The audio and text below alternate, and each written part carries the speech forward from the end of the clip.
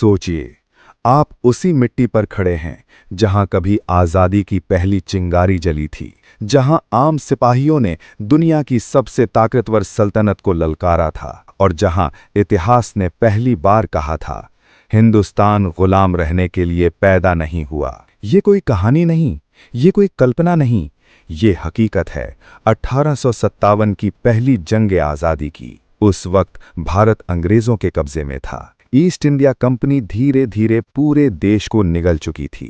राजाओं के तख्त छिन चुके थे, किसानों से जमीन छीनी जा रही थी, सिपाहियों को अपमानित किया जा रहा था, धर्म और आस्था को कुचला जा रहा था। हर जुल्म की एक हद होती है। 10 मई 1857, मेरठ की छावनी। अंग्रेज अफसरों ने भारतीय सिपाहियों को ऐसी कारतूस दी जिन पर गाय और सूअर की चर्बी लगी थी। धर्म के खिलाफ, इज्जत के खिलाफ सिपाहियों ने इनकार किया। सजा मिली, जंजीरें पड़ी, कोड़े बरसे और उसी अपमान की आग से एक चिंगारी नहीं, एक तूफान उठा। बगावत शुरू हो गई। तोपें गरजीं, बंदूकें उठीं और एक ही नारा गूंज उठा, दिल्ली चलो। हजारों सिपाही दिल्ली की तरफ बढ़े, जहां आखिरी मुगल बादशाह बहादुर शाह जफर रहते थे। बूढ़े थे, कमजोर थे, लेकिन दिल में अब भी तख्त की आग थी। सिपाहियों ने कहा, आप हमारे बादशाह हैं, इस जंग की अगुवाई कीजिए। जफर की आंखों से आंसू बह निकले, लेकिन उन्होंने हामी भर दी। दिल्ली आजाद हुई। लाल किला फिर से हिंदुस्तान का बना। सिक्कों पर फिर से बादशाह का नाम ढला। पूरा देश उठ खड़ा हुआ।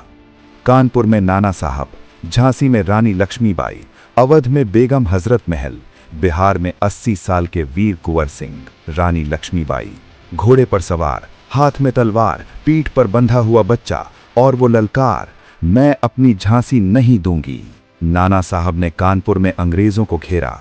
बेगम हजरत महल ने लखनऊ में झंडा फहराया। कुंवर सिंह ने घायल होकर भी अंग्रेजों की फौज को हिरा दिया। लेकिन अंग्रेजों के पास नई तोपें थीं, नई राइफलें थीं और दुनिया भर की सेनाएं थीं। धीरे धीरे शहर गिरने लगे। दिल्ली पर दोबारा कब्जा हुआ। लाल किले के सामने बहादुर शाह जफर के बेटों को गोली मार दी गई। यमुना का पानी खून से लाल हो गया। बादशाह को गिरफ्तार कर रंगून भेज दिया गया, जहां उन्होंने तन्हाई में दम तोड़ा। उनका दर्द एक शेर बन गया। कितना बदनसीब है जफर, दफन के लिए 2 गज जमीन भी ना मिली जमीन यार में। रानी लक्ष्मीबाई घायल होकर भी लड़ीं और तलवार हाथ से गिरे बिना वीर गति को प्राप्त हुईं। हजारों सिपाहियों को पेड़ों पर फांसी दी गई।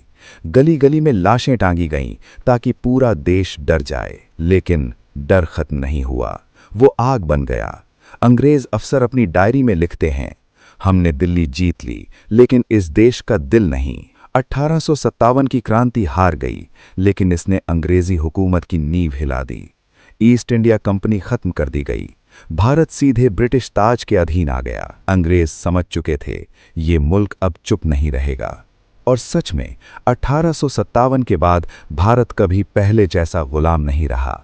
हर गांव में, हर दिल में एक सवाल जलने लगा, कब तक? यही सवाल तिलक बना। स्वराज मेरा जन्म सिद्ध अधिकार है। यही सवाल भगत सिंह बना। इनकलाब जिंदाबाद। यही सवाल सुभाष बोस बना। तुम मुझे खून दो, मैं तुम्हें आज़ादी दूंगा। और यही सवाल गांधी बना, करो या मरो। इसलिए इतिहास कहता है, अगर 1857 ना होता तो 1947 भी ना होता।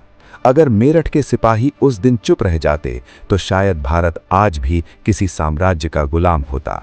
1857 ने दुनिया को सिखाया, हिंदुस्तानी दब सकता है, टूट सकता है, लेकिन झुक नहीं सकता। ये सिर्फ एक बगावत नहीं थी, ये आज़ादी की पहली दहाड़ थी।